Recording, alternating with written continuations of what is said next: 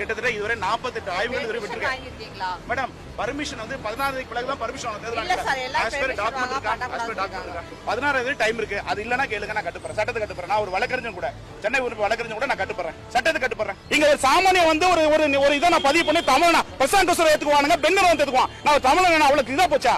ஏன் இருக்கிறத சொல்லக்கூடாது, உண்மையை சொல்லக்கூடாதா? ஏன் பொய்ய மூடி மறைக்கிறமா? What is democracy? இந்த நாடு இது ஜனநாயகம் நடத்துறது. கிட்டத்தட்ட 2004 வந்து சென்னை லைலா கல்லூரி முன்னாள் சேர்ந்து உருவாக்கப்பட்ட ஒரு நிறுவனம். கிட்டத்தட்ட பாத்தீங்கன்னா அண்ணாமலை அவர்கள் வந்து பாத்தீங்கன்னா 38.9% வாக்குகளையும், கணபதி அவர்கள் வந்து பாத்தீங்கன்னா 33.4%, 18.5% அதிமுகவும்.